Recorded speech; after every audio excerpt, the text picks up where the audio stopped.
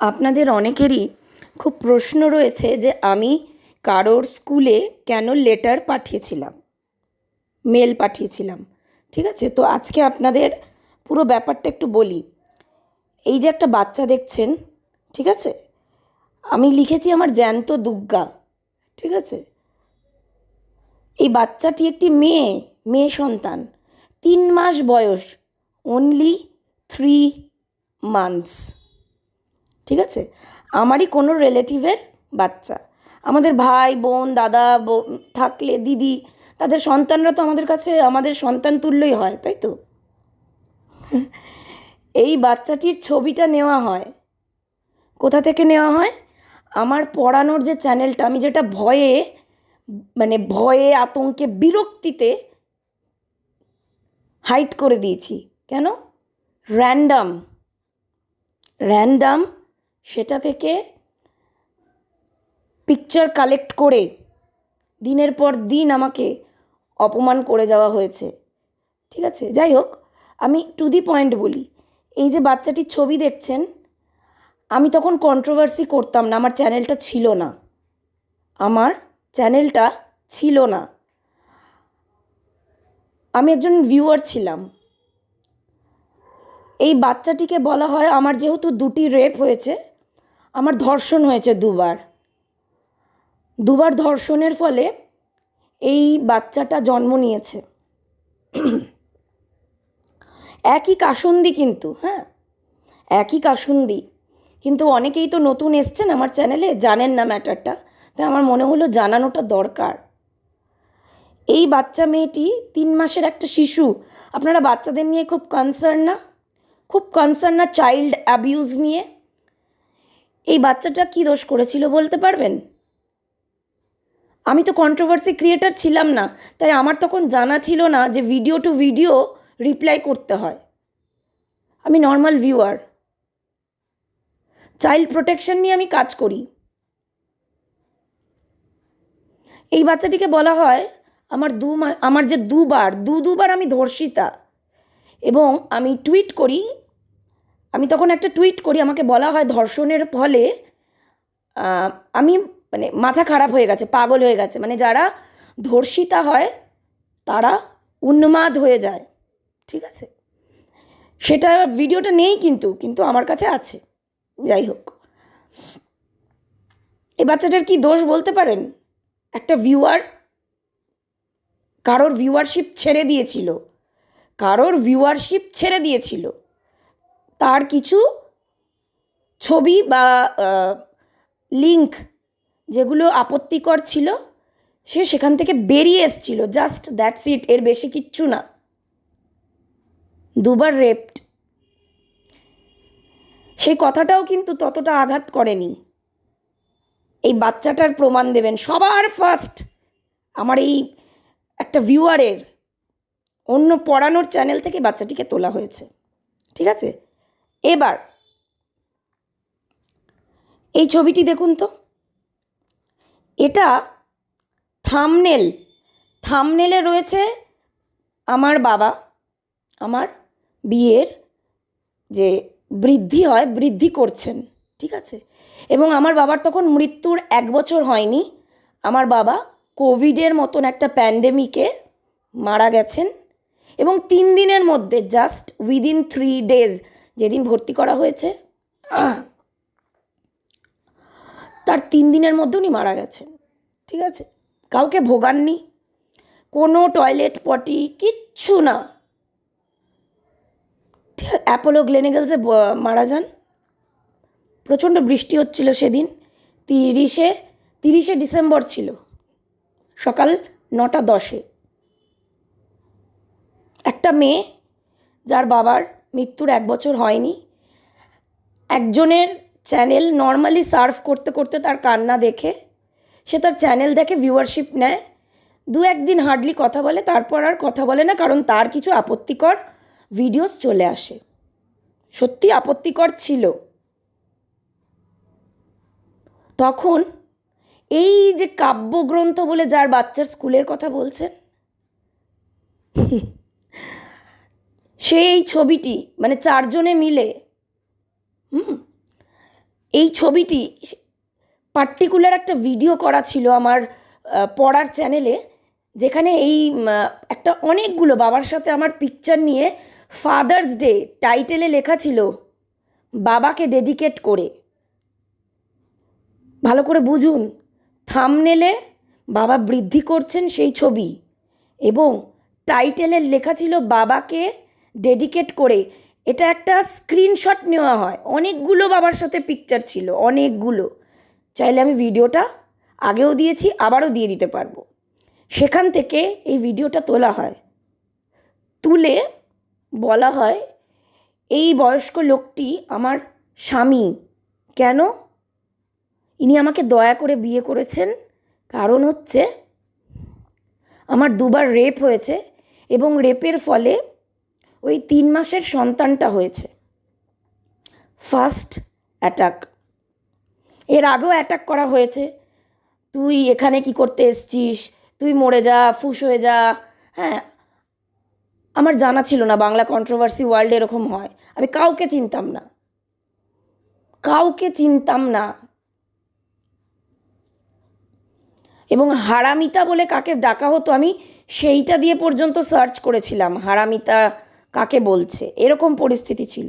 জানতাম না যে ফেক নাম নিয়ে ডাকা হয় এখানে। তো আপনারা দেখে বলুন তো, এটাকে, এই ছবিটা দেখে আপনাদের কি মনে হচ্ছে এটা আমার বয়স্ক স্বামী? আচ্ছা ধরুন আমি যদি কোনো থাম্বনেল না দিতাম, টাইটেল না দিতাম, তাহলে একটা কথা ছিল, ভিডিওটার টাইটেলই রয়েছে বাবাকে ডেডিকেট করে, লেখা বাপি, বাবা। আমার কাছে ক্ষমা চাওয়া হয়েছে, তো আমি তো বলিনি, ক্ষমার ভিডিওগুলো আমার কাছে রেকর্ড করা রয়েছে। কি অজুহাত দেওয়া হয়েছে জানেন? মানুষ ক্ষমা চায় বিনম্রভাবে, তাই তো? ক্ষমা চাওয়ার সময় বলা হয়েছে অনেকেরই তো বুড়ো বর থাকে, যেমন জুহি চাওলার বর বুড়ো, অনেকেরই বুড়ো বর থাকে, তাই মনে করা হয়েছে যে এটা নাকি আমার বাবা নয়, এটা আমার বুড়ো বর, আমায় দয়া করে বিয়ে করেছে। আমার রেপ হয়ে গেছে, তো আমি পাগল হয়ে গেছি, 3 মাসের শিশুটা রেপের ফলে হয়েছে, এটা নাকি বোঝা যায়নি। অথচ ভিডিওর মাঝখান থেকে পুরো একটা ভিডিও বাবাকে ডেডিকেট করে বানানো, টাইটেল, থাম্বনেল সব বাবার। সেখান থেকে একটা স্ক্রিনশট নিয়ে বলা হয় এটা আমাকে বিয়ে করেছে। 1 বছর হয়নি মেয়েটি বাবাকে হারিয়েছে। কন্ট্রোভার্সি ওয়ার্ল্ড সম্পর্কে তার কোনো আইডিয়া নেই, সে কাউকে চেনে না, কাউকে চেনে না। একমাত্র জার্নি, অনামিকাস জার্নির চ্যানেলের জার্নি ম্যাডামকে আমি দেখতাম, তাও 2-1 দিন লাইভে গেছি, বেশি দিন নয়।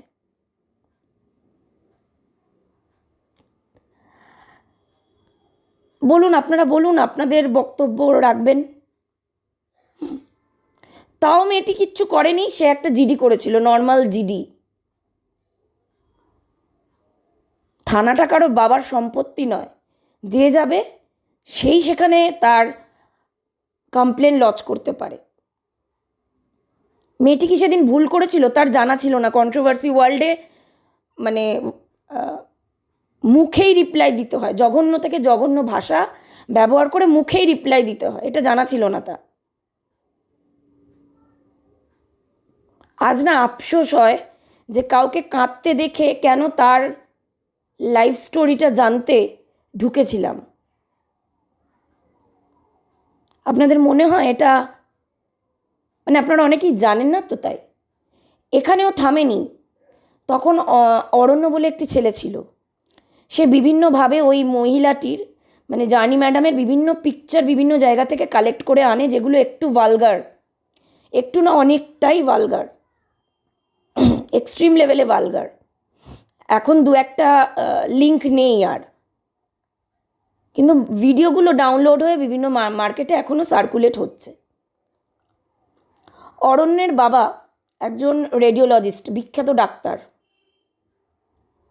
তখন তার স্কুলে যাওয়া হয়, মানে সে থাকছে আমেরিকার ইয়েলে, তার স্কুলে পুরনো স্কুলে, কেপিএস বলে একটা স্কুলে যাওয়া হয়, তার ডিটেলস কালেক্ট করা হয়, ভাইস চেয়ারম্যানের কাছে যাওয়া হয়, তার বাবাকে ফোন করা হয়, রীতিমতো জঘন্য থেকে জঘন্যভাবে তার ছেলের নামে কমপ্লেন করা হয়, কারণ ওই ছেলেটি সব কিছু রিভিল করে দিয়েছিল। জার্নি ম্যাডামের অনেক ডিটেলস রিভিল করে দিয়েছিল, অনেক পিকচার ভিডিওস রিভিল করে দিয়েছিল। ঠিক আছে, তারা প্রথম তাকে স্টপ করাতে না পেরে তারা তার স্কুলে যায়, তার বাবাকে ফোন করে। উকিল, তথাকথিত উকিল বলে একজন মানে একটা ছিল, কিন্তু পরে জানা যায় সে খোঁজ লাগিয়ে কোনো উকিলই নয়, তার নাম্বার পিকচার আছে আমার কাছে।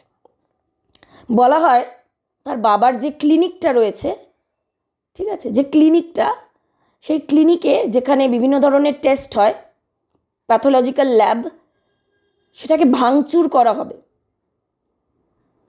ইমিডিয়েট দেনান্দেন তার স্কুলে মানে ছেলেটির স্কুলে জানানো হয় যে প্লিজ এগুলো করবেন না। টোটাল ম্যাটারটা আমরা তখন কলকাতা পুলিশকে 4 জনের নামে ডিটেলসে, মেলটা আমি বার করে নিয়েছি প্রিন্ট আউট, ডিটেলসে কলকাতা পুলিশ থেকে সমস্ত জায়গায়, টুইটার থেকে সমস্ত জায়গায় টুইট করা হয়। আমি মিথ্যে বলবো না, প্রচুর। এখানে যে কজন আজকে দেখছেন না, যাদের সাথে ঘটি বাটিতে একসাথে ঝগড়াঝাটি হয়েছিল, প্রত্যেকে প্রতিবাদ করেছিল, প্রত্যেকে আমার পাশে এসে দাঁড়িয়েছিল,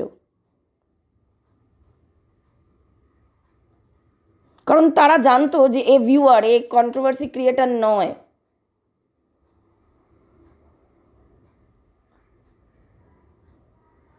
ছটা মাস লেগেছিল বুঝতে যে কন্ট্রোভার্সি কিভাবে করতে হয়, মানে মুখে মুখে উত্তর দিতে হয়, কোনো থানা পুলিশ উকিল এগুলো করার কোনো প্রয়োজনই নেই, ইনভ্যালিড।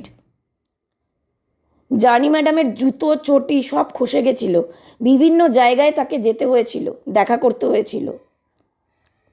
যখন সেই ছেলেটির স্কুলে অ্যাটাক করা হয়, তার বাবাকে থ্রেট দেওয়া হয় এবং একটি লোক ভেকধারী উকিল বলে তার ট্রু কলারের নাম ডিটেল সব উঠে যায়।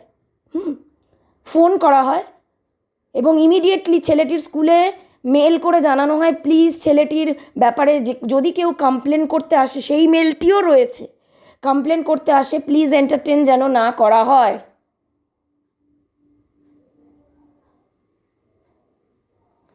সতেরো 2/23 ছেলেটি জার্নি ম্যাডামের কিছু আপত্তিকর পিকচার রিভিল করে দিয়েছিল।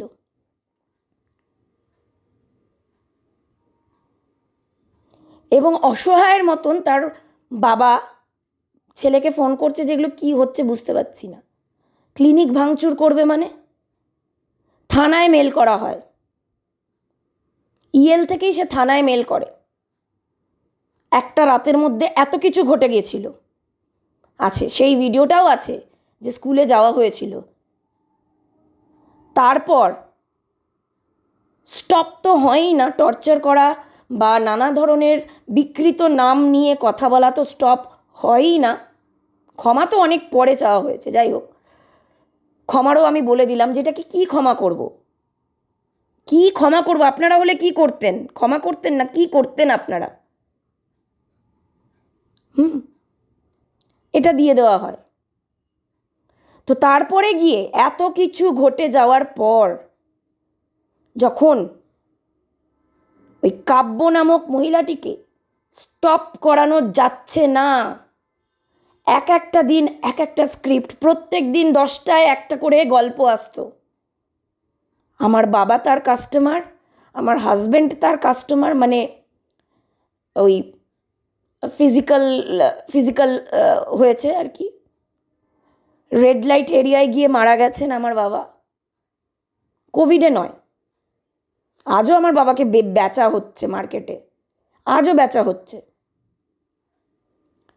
তারপরে গিয়ে বাধ্য হয়েছি মেলটা করতে, এবং মেলে কাউকে কিচ্ছু বলা হয়নি, মেলের কপি তো রয়েছে, মেলটা জায়গা মতো দিয়েওছি। স্কুল অপশন দেয় কাব্যগ্রন্থকে অপশন দেওয়া হয়, আপনি হয় জার্নি ম্যাডামকে ছেড়ে দিন, নইলে মেয়েকে স্কুলে রাখুন। ঠিক আছে? একজন মা কি করবে? ভার্চুয়াল ওয়ার্ল্ডে কে দিদি, কে বোন, বন্ধু আছে তাকে চুজ করবে, না নিজের মেয়েকে চুজ করবে? মাকে তো চয়েস দেওয়া হয়েছিল, তার ব্রিলিয়ান্ট স্টুডেন্টকেই ডিফেন্ড করে লেখা হয়েছিল যে এই বাচ্চাটি এবং বাচ্চাটির মা যাদের সংস্পর্শে যাচ্ছে, যেই ভাষাগুলো শুনছে, তাতে মেয়েটির ক্ষতি হচ্ছে এবং মেয়েটির সাথে আদার্স যে ছেলেমেয়েরা আছে তাদেরও ক্ষতি হবে। মেয়েটিকে কোনোভাবে ছোট করা হয়নি। মেলটা যেহেতু আমি থানায় জমা দিয়েছি, সেহেতু আমি তো মেলটা দেখাতে পারছি না। লেখা হয়েছিল। আপনারা বলুন তো, কেন একজন মা ইউটিউবের একজনকে চুজ করে নিল তার মেয়ের পরিবর্তে? আপনারা করতেন নিজের মেয়ে বা নিজের সন্তানের পরিবর্তে ইউটিউবের কোনো বন্ধুকে চুজ করে নিতে? কেন করা হলো এটা? তারপর থেকে তো চলছেই। কোভিডে তো মারাই যায়নি আমার বাবা, এইডসে মারা গেছে, রেড লাইট এরিয়ায় গিয়ে ওভার সেক্স করতে গিয়ে মারা গেছে, দিনের পর দিন অ্যাটাক।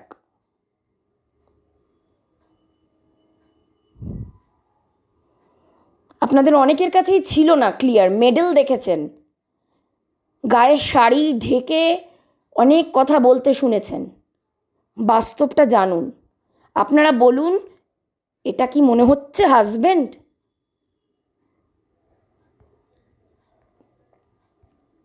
3 মাসের বাচ্চা, এটা 6 মাসের বাচ্চা, 11 মাসের বাচ্চা, 11 বছরের বাচ্চা, অনেক কিছু শুনে নিচ্ছি। ফার্স্ট অ্যাটাক করা হয় এই 3 মাসের বাচ্চাটাকে, এটা নাকি রেপের ফলে হয়েছে। আমার খুব ক্লোজ একজনের সন্তান, এটা আমার সন্তান তুল্য। তাদের বাবা মার কীরকম লেগেছিল এটা শুনে? বুঝতে পারছেন? ভিউয়ার ছিলাম, একটা ভিউয়ার। कमात हैं महंगाई डायन खाए जात है सखी सैया तो खूब ही कमात है महंगाई डायन खाए जात है सखी सैया तो खूब ही कमात है महंगाई डायन खाए जात है।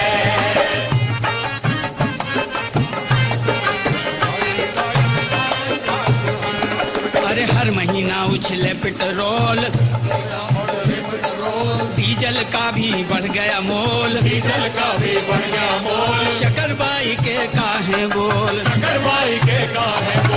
हर महीना उछले पेट्रोल, डीजल का भी बढ़ गया मोल, शक्करबाई के काहे बोल। और उषा बासमती धान मरी जात है महंगाई डायन खाए जात है सखी सैया तो खूब ही कमात है महंगाई सैया तो खूब ही कमात हैं महंगाई डायन खाए जात है सखी सैया तो खूब ही कमात है महंगाई डायन खाए जात है सखी सैया तो खूब ही कमात है महंगाई डायन खाए जात है।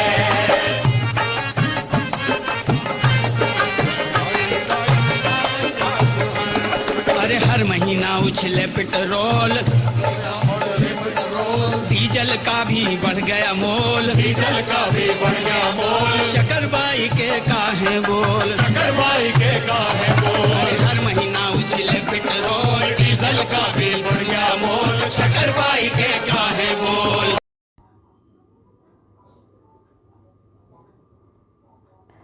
এখানে দেখুন, আপনারা দেখতে পাবেন কিভাবে আমার বাবাকে নিয়ে খিল্লি করা হয়েছে। লেট মিস্টার বসাক, ঠিক আছে? পিগলিসা হচ্ছে মোনালিসা বলে একজন ছিলেন ক্রিয়েটার, তার সাথে আমার বাবাকে প্রেম করিয়ে দেওয়া হয়েছে। জ্যান্ত মানুষটা পরলো সাদা কাপড়ে ঢাকা। Sorry for him. আমার মামাই উইথ ফান বলে চ্যানেলটা ছিল, তো ওটা বাবাই উইথ গান করে দেওয়া হয়েছিল। আপনারা বলুন তো, কোন বাচ্চার মা, সুস্থ মস্তিষ্কের মহিলা যদি হয়, এই ধরনের কাজ করতে পারে? কোন সুস্থ মস্তিষ্কের মানুষ একটা কোভিডের পেশেন্ট যে মারা গেছে তাকে নিয়ে এই ধরনের কাজ করতে পারে? আপনারা একটু ভেবে বলবেন তো। মানে সে কি আদৌ ম্যাচিওর? তার সে তো সন্তানের মা, তাই না? আমার সন্তান নেই সেই নিয়ে অনেক কথা বলা হয়েছে। তো কি বালি চড়া সিমেন্ট পড়ে গেছে নিম্নাঙ্গে, তো কোন মা যার মেয়ে মেডেল পায় সে এই ধরনের কাজগুলো করে একজন মৃত ব্যক্তিকে নিয়ে?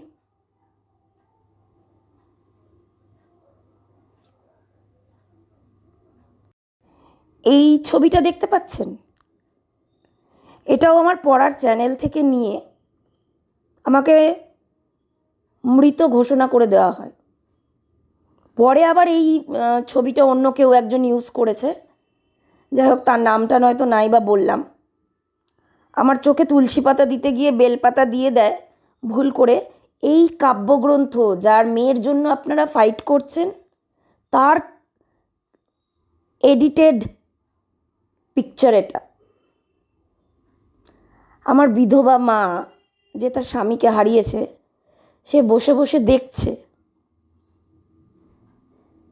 সে বসে বসে দেখছে তার মেয়েকে মৃত বানিয়ে দেওয়া হয়েছে। কাব্যগ্রন্থ এটা। মেডেল দেখাচ্ছিলেন না, ঠিক আছে?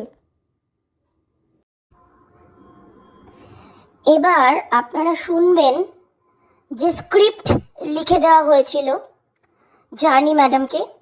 স্ক্রিপ্ট লিখে দিয়ে যেই ছেলেটির স্কুলে প্রথম 17ই ফেব্রুয়ারি 2023 সালে তার এক্স স্কুলে যাওয়া হয়, মিউনিসিপ্যালিটির ভাইস চেয়ারম্যানকে দিয়ে তার ডক্টর বাবাকে, রেডিওলজিস্ট, বিখ্যাত রেডিওলজিস্ট, তার বাবাকে কল করানো হয়। তার ক্লিনিক, তার প্যাথোলজিক্যাল ক্লিনিক, সেখানে একটা প্রেগন্যান্সি রিলেটেড টেস্ট নিয়ে কি স্ক্রিপ্ট, এই কাব্যগ্রন্থ যে মেডেল দেখাচ্ছিল, কি স্ক্রিপ্ট লিখে দিয়েছিল, ঠিক আছে? আপনারা স্টোরিটা এখান থেকেই দেখে নিন, শুনে নিন, আপনারা বিচার করবেন। আর আমি ছাড়াও এরকম ভিকটিম আরও একজন আছে, যাকে তার বাবার সাথে নোংরা থেকে নোংরাতম পিকচার, সেটা তো আরো জঘন্য, সেটা একদম মানে খুবই ক্লোজ, আমি আর বলতে পারছি না। তো বাবার সাথে নোংরা পিকচার পারমিতাদির জুড়ে দিয়ে ছেড়ে দেওয়া হয়েছিল। তো আপনারা বিচার করুন তো, এই মহিলাটি সুস্থ, মেন্টালি সুস্থ? কোনো সুস্থ মানুষ, দুটো বাচ্চার মা কখনো পারে এই ধরনের কাজকর্ম করতে? আঁচল দিয়ে গায়ে ঢেকে মেডেল দেখালেই হয়ে গেল? এত কিছু করে রেখেছে সে, তারপরে গিয়ে একটা স্টেপ নেওয়া হয়েছে তাকে স্টপ করানোর জন্য। ইভেন অপশন দেওয়া হয়েছে যে ডিট্যাচ হয়ে যান, মেয়েকে দেখুন। সে এই ইউটিউবের বন্ধুকে কেন চুজ করে নিল? প্রশ্নটা আপনাদের কাছে রইল। প্রতিবাদটা আপনারা কিসের চান? ভিডিওটা দেখুন।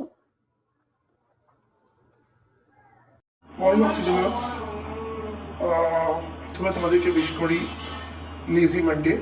আর তারপরে আমার কথাটা শুরু করছি, কারণ আমি একটা ঘটনা শুনলাম, আমার শুনে সত্যি আমার এত মানে নিজেকে এখন ইনসিকিউর ফিল হচ্ছে। মানে মানুষ কোথায় যাবে, মানে এত মানে পৃথিবীটাতে এত কিছু চলছে, সত্যি কথাই মানে কতদূর শিক্ষিত হতে হবে, কতদূর তোমার কনসিয়াস থাকতে হবে, তবে গিয়ে হয়তো তুমি বুঝতে পারবে তুমি ট্র্যাপে পড়ছো কি পড়ছো না, ভুল ট্র্যাপে পড়ছো কি পড়ছো না। যাই হোক, কালকে আমি পড়াতে গেছিলাম, এই ঘটনাটা ঘটেছে আমার এক স্টুডেন্টের রিলেটিভের সাথে। যে জায়গাটা ঘটেছে সেটা একটা ডায়াগনস্টিক সেন্টার। জায়গাটার নাম আমি এখনই তোমাদের বলছিলাম, আমি আরও প্রপার্টি ভালো করে চিনি, তবে আমি বলবো। তো ডায়াগনস্টিক সেন্টারে কী হয়, তাতে তো সব রকম টেস্ট হয়। তো একটা টেস্ট আছে যেটাকে বলা হয় ট্রান্সভাজাইনাল সোনোগ্রাফি, মানে টিভিএস। আমরা তো আল্ট্রাসোনোগ্রাফি শুনেছি, আর এই ধরনের একটা টেস্টও হচ্ছে যেটাকে বলা হয় টিভিএস, ট্রান্সভাজাইনাল সোনোগ্রাফি। এখানে অ্যাকচুয়ালি ফিমেল ভাজাইনাতে তোমার একটা রড, তাতে ক্যামেরা অ্যাটাচ করা থাকে, সেটাকে ইনসার্ট করা হয়, ইনসার্ট করে দেখা হয়। এটা অ্যাকচুয়ালি হয় 2 months, উইদিন 2 months প্রেগনেন্সির সময় এটা অ্যাকচুয়ালি করা হয়।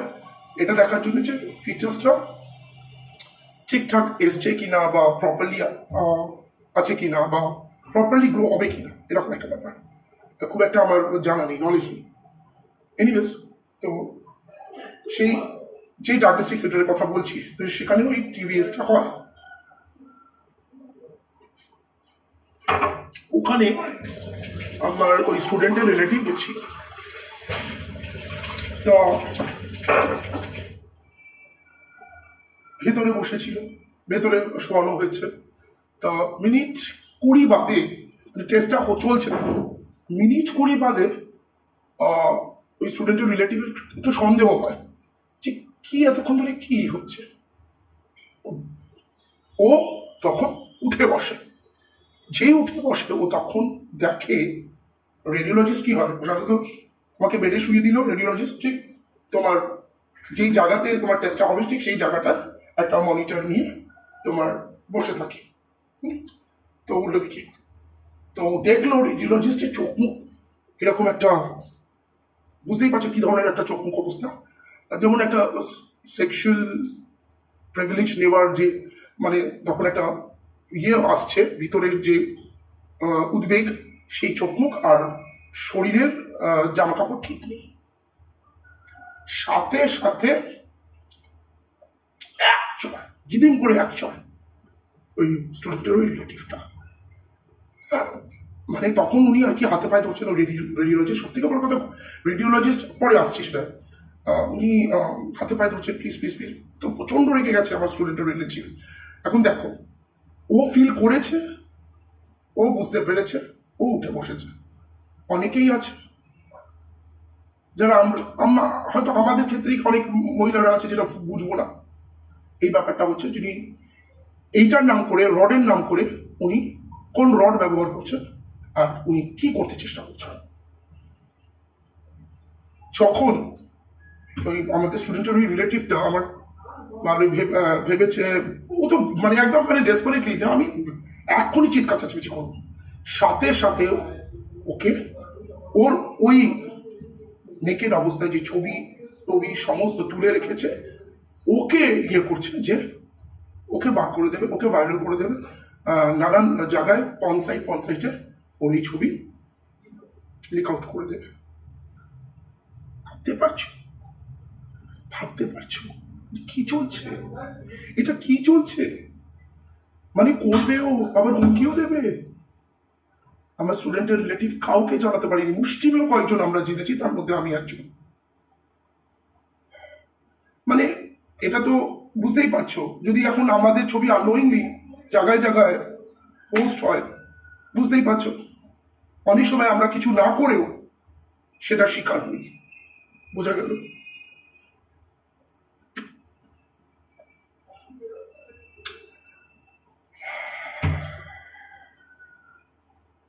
ভাবতে পারছি না, যে রেডিওলজিস্ট তার পুরো খানদানটাই মনে হয় এরকম, কারণ যে বউটা, তারও মনে হয় শিক্ষার অভাব আছে, তাকে তো রিসেপশনে বসিয়ে রেখেছে, সেই রিপোর্ট করে। বাবু, যে বানানে ভুল করে, বানানের বাবা মা এক করে দেয়, ফুল স্টপ, কমা, সেমিকোলন, কোলন কোথায় বসাতে হয় যায় না, সব এক জায়গায়। হ্যাঁ, তাকে দিয়েছে রাজার পাঠ, সে করে রিপোর্ট। আর এইরকম এক ধরনের টেস্টে কি থাকে, একটা ফিমেল অ্যাটেন্ডেন্স অবশ্যই প্রয়োজন। শুধু একটা ছেলে রেডিওলজিস্ট, মানে একজন পুরুষ, একদম উচিত না সেখানে ঢোকা। আমার মনে হয় সেখানে উচিত না ঢোকা।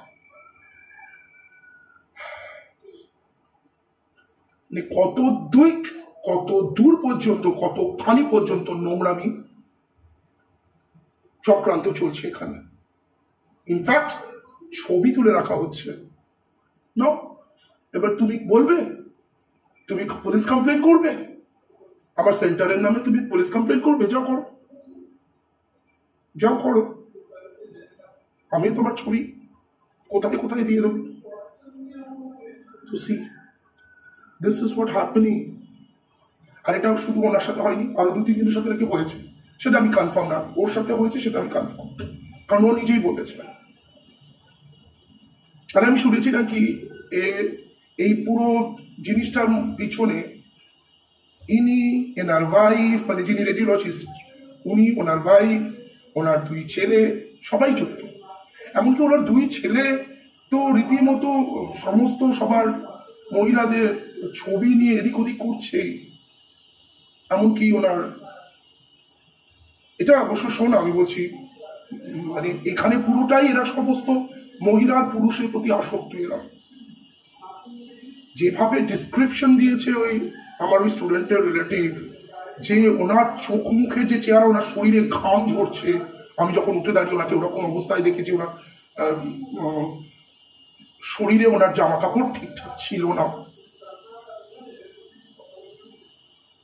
ইনফ্যাক্ট আমি যদি ওর জায়গায় থাকতাম তাহলে কি হতো আমি তো বুঝতে পারতাম না। আমি তো এমনি বোকা, আমি তো মনে করতাম যে মেশিনই ঢুকছে। মেশিন বলতে কোন মেশিন ঢুকছে সেটা আমি বুঝতে পারতাম না।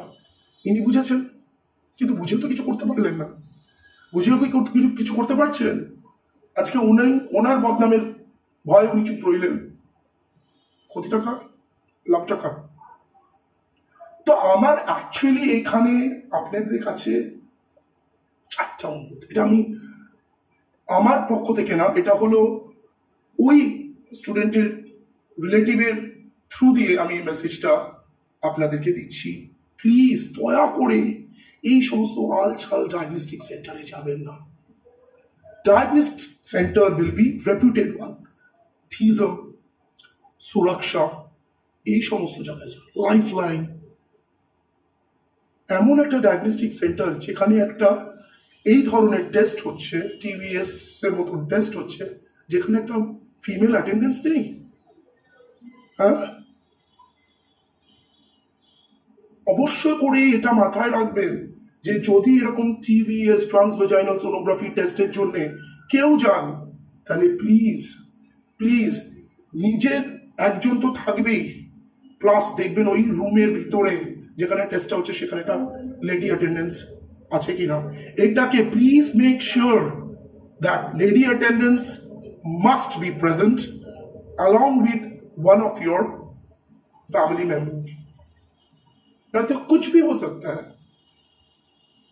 कुछ भी हो सकता है। ये कलियुग है, সবকিছু হতে পারে, অথচ সবকিছু মানে অন্যায়ভাবে সহ্য করতে হবে, কিছু করার নেই।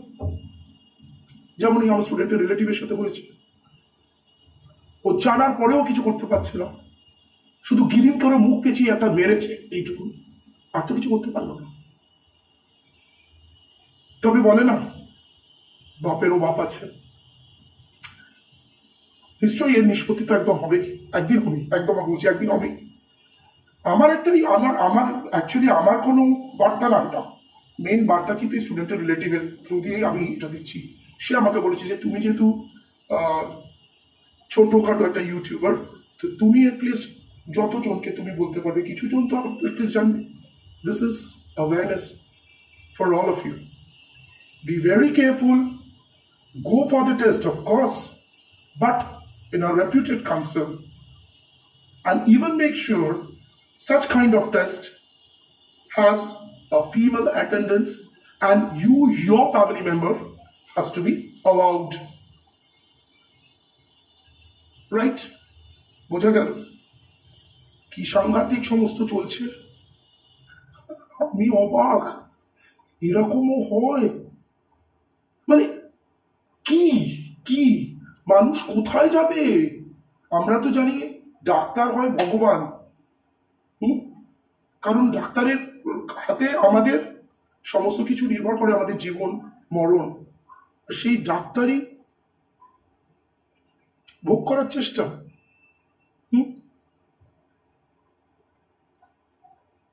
ঠিক কি অন্যায়ভাবে এই জিনিসগুলো চলছে ডায়াগনস্টিক সেন্টারগুলোতে। ওই জন্য আমি সবসময় বলি পয়সা বেশি লাগুক কিন্তু রেপুটেড, মানে একদম। এবং কিছুতেও কোনো এই জাতীয় টেস্ট যেখানে আপনার ভাজাইনা ইউজ হবে, যেখানে আপনার ব্রেস্ট ইউজ হতে পারে, যেখানে আপনার শরীরের যে কোনো পার্ট, মহিলাদের যে কোনো পার্ট ইউজ হতে পারে, হার গিস আপনারা উইদাউট ফিমেল অ্যাটেন্ডেন্স করবেন না, টেস্ট করবেন না। একটা বিশাল বড় শিক্ষা কিন্তু আমার স্টুডেন্টের রিলেটিভ দিয়ে দিল। এটা সত্যি খুব দুঃখজনক ঘটনা যে সে ব্যবহার হলো কিভাবে, অন্যায়ভাবে, এবং সে মুখ থেকে বারও করতে পারবে না, কারণ তার ছবি নিয়ে ব্ল্যাকমেল করবে। ছবি তুলছে না কায়দা, সমস্ত ওপেন।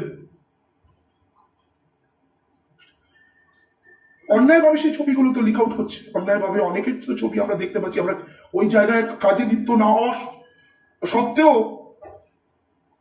ওই রকম ভাবে জায়গায় পন সাইটে বাগেরা বাগেরাতে অনেকেই অনেক রকম ভাবে ছবি ইউজ করে সেটা ঢুকিয়ে দিচ্ছে।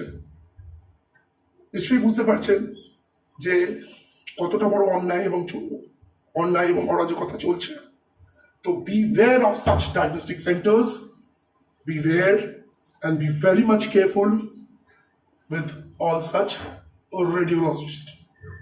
So hope তোমাদেরকে বোঝাতে পারলাম। আমি ভালো করে জেনে আমি যা জেনেছি, তারপরে আমি আরো ভালো করে প্রপারলি জেনে ডায়াগনস্টিক সেন্টারটা কোথায়, নাম কি, সমস্ত বৃত্তান্ত দিয়ে দেবো। B very careful about that. একদম দূর দূর তক ওই জায়গায় ঢুকবেনই না। ওকে, লাভ ইউ অক্সিজেনার্স।